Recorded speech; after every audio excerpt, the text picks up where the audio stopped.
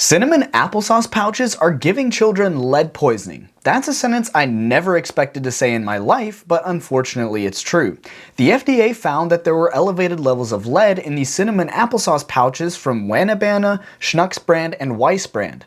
Thankfully, all of these companies have voluntarily recalled their packets, which is nice considering that lead is a highly toxic metal that has caused the deaths of hundreds of millions of people over the past few centuries, most of which occurred in the last 100 years. Fun fact, well, not fun, fact, that death toll is actually the reason this little message is in the gauge cluster of every new car for the past 50 years.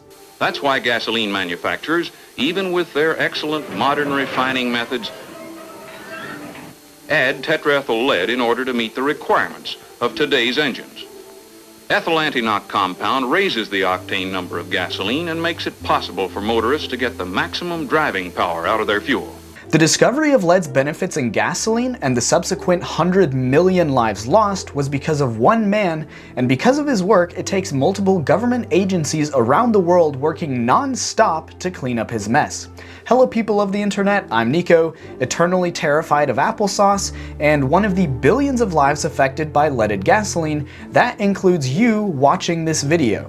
Today I want to explain why we started using fuel additives like lead, what damage it has caused, and why we should be eternally grateful to the admittedly controversial EPA.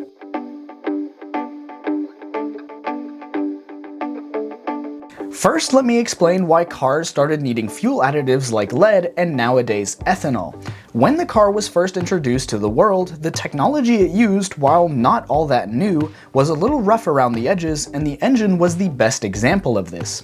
Before manufacturing processes saw major improvements with the assembly line, every part was to some degree handmade, and therefore every piece was not identical to the next.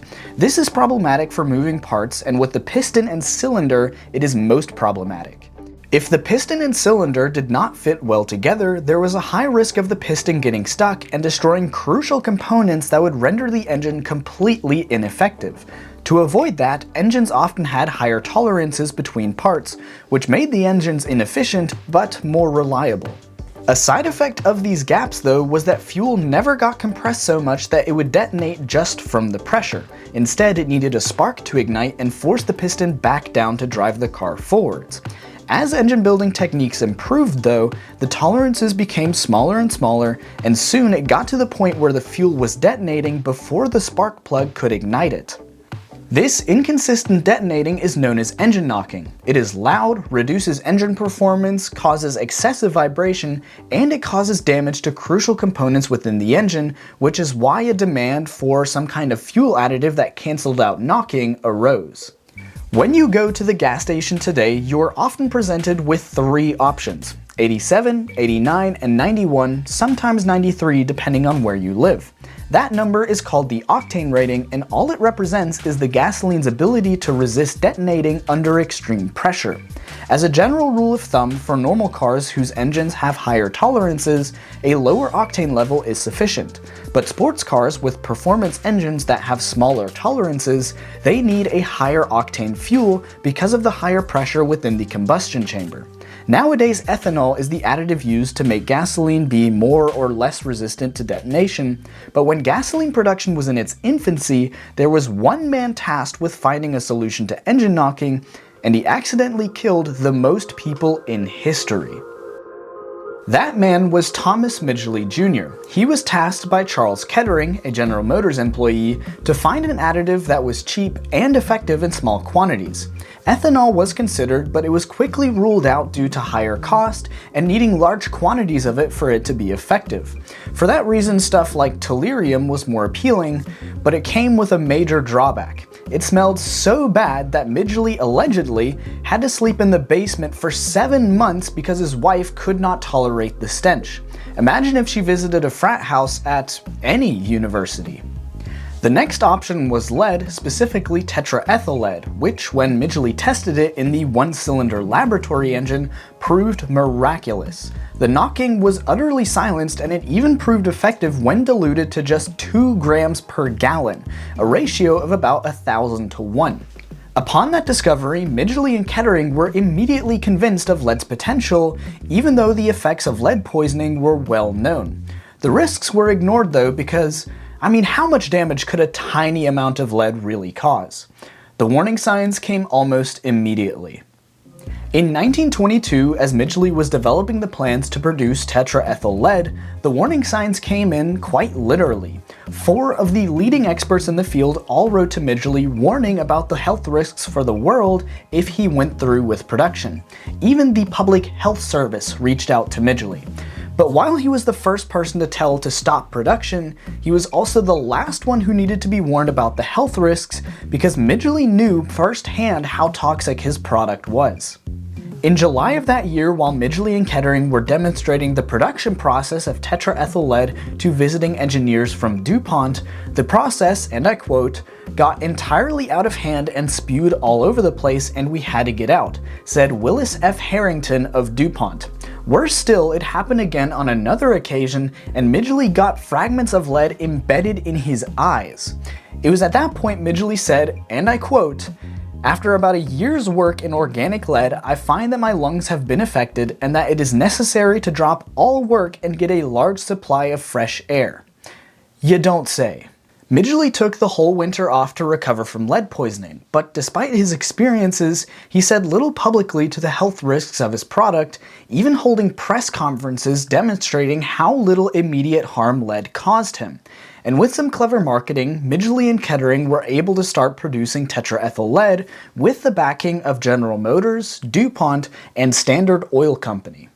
And at first, there wasn't necessarily a noticeable impact. In the 1920s, when leaded gasoline was introduced, the car, while growing in popularity, was still a relatively limited luxury.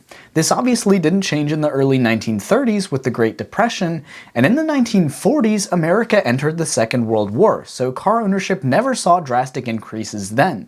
But by the time the 1950s rolled around, it was a completely different picture, and in the years that followed, there were some interesting trends. This is a graph showing the preschool blood lead levels from the 1940s to the early 2000s. You can see the dip during World War II, the post-war rise from increased car ownership, with a flat line likely due to the Cold War and Vietnam War. And you can see the tipping point in 1970 when the EPA was introduced and started regulating the concentration of lead in gasoline, along with mandating catalytic converters on new car, which could not work with leaded gasoline. Now compare that graph with this nearly identical one showing the juvenile property crime arrest rate from 1960 to 2020. 2 strikingly similar graphs separated by approximately 17 or 18 years, roughly the time to grow up to the age to be considered juvenile. And seeing that lead exposure among kids can lead to permanent learning delays and behavioral problems, the increase in blood lead levels can help explain the general rise in crime from the late 1940s to 1970. Then the phasing out of leaded gasoline during the 70s and 80s, followed by the ban in 1996, could help explain this relatively flat period before the steep drop in crime rates. Now, it should be noted that crime rates are affected by many different factors. Financial trouble is widely considered to be one of the largest contributing factors to higher crime rates, and the bump around 2008 would certainly align with the countless research papers that have linked financial troubles to increased crime. But seeing that lead is known to cause learning delays and behavioral problems, it makes sense that blood lead levels are a noteworthy factor in the change of crime rates over the past 70 years. But now that we have mostly banned the use of lead, how has it improved our lives? Well, for starters, current estimates from the United Nations state that the removal of leaded gasoline saves over 1 million lives and $2.45 trillion every year.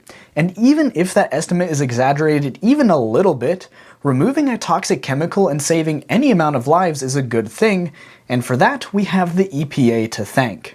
Now, we may not have created the first environmental protection agency in the world, according to Sweden they were the first, but we make up for it by having saved the bald eagle from extinction. That's not a joke, America nearly killed off the bald eagle with DDT pesticides, and that is just one of the hundreds of things the EPA has done to make our lives better.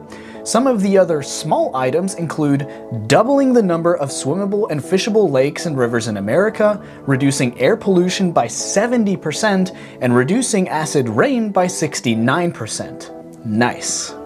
Because of the work of the EPA, the Great Lakes are flourishing with wildlife again, the Cuyahoga River is no longer catching fire, we don't have cases of smog rolling over towns and killing so many people that the funeral home runs out of caskets.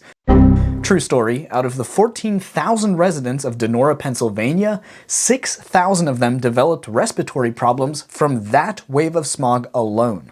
Thankfully, our quality of life has significantly improved, partially because of our own recognition of the damages we cause, but a lot of it is thanks to the EPA. Despite these successes though, and having banned almost 200 other harmful chemicals, there is still a lot of work ahead. Leaded gasoline is still used in piston-driven airplanes, which is currently the largest aggregate emitter of lead emissions into the air in America. The next largest sources come from metal processing, coal power plants, and battery production and recycling. Bet you didn't see that one coming. Now, it's not EV battery production, there's no lead in those batteries. Instead, it's your normal car battery, which is a lead-acid battery. And while the EPA is trying to regulate these and other pollution sources, the task is made more difficult by politicians who are trying to tear down the EPA. People like, for example, Kay Granger, a congresswoman from Texas who received donations from the American Gas Association and National Mining Association. I wonder why she would be against the EPA. Anyway, the point I'm trying to make here is that regardless of how controversial politically or annoying for big businesses the regulations may be, the EPA is a large reason why blood lead levels have decreased, why the citizens of Los Angeles don't mistake smog for a gas attack anymore, why the rivers don't catch fire like they used to, and why we still have bald eagles living in the wild.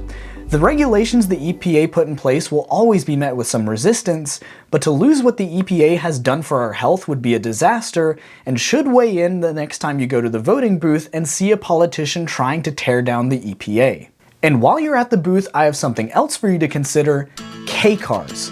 In the US, there are certain tax breaks for large SUVs and trucks, which is why you see every single car company coming out with one. Those tax breaks are there purely to incentivize large vehicles, but in Japan they chose to do the exact opposite, giving tax breaks for tiny cars with tiny engines. Why exactly Japan chose to go that route and why we should have done the same, I will explain in my next video, so if you're interested in that and other videos where I explain how the automotive industry affects our lives, then hit that subscribe button. It's free and it helps me out more than you might think. Until next time, people of the internet, peace out.